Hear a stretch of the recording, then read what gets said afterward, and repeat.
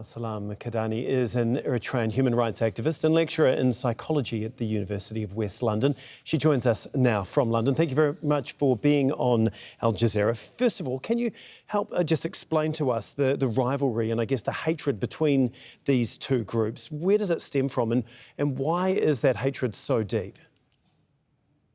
Yeah, well, I wouldn't call it hatred between the two groups as such. I would call it a hatred between the asylum seekers, the people who have fled a regime, and a regime that is orchestrating this other group to basically show that it has got popular support. So rather than it being between two groups, it's between a group of young asylum seekers and the regime in Eritrea.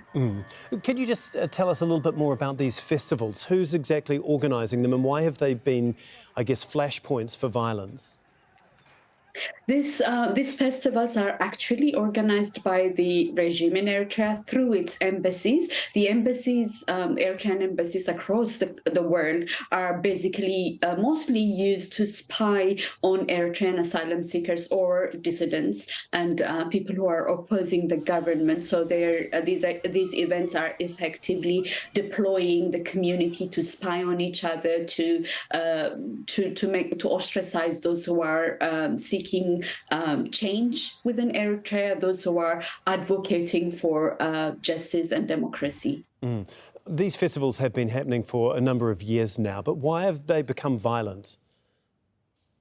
These festivals have indeed been happening for many years, and like back in the days when Eritreans were together fighting for independence, they were an occasion for coming together and supporting each other, but also celebrating the fact that that we're still a nation and we're still together and we're still a people that are fighting for our rights. But over the years, as many people are fleeing the regime, particularly young people fleeing the indefinite national service, there is more and more of those young people that have been hurt so badly by the regime, have basically sacrificed their youth and have been denied all the opportunities that they see the rest of the community enjoying because they have been in the diaspora for longer. So this bitterness has been simmering on the one side. And then on the other side, the government has been increasingly demonizing these young people, has been deploying groups of other young people to go and hurt them, to spread rumors about them, to basically antagonizing them with each other. So we saw that in the festivals last year, and it was only a question of time before something like this happened. Yeah, we mentioned that Sweden, Germany, and Canada, as well as Israel, are now having to deal with it. This violence, they're slowly being drawn into this conflict. Are they going to be forced to take sides at any point here? Well, I mean, that shouldn't even be an issue. Each of these countries are refugee hosting countries, and the rights of a refugee to protection is enshrined in law, in international law, and these people are giving asylum, which is giving protection to these young people, and so they should also be protected from the very regime that they have fled. And these people that are attending those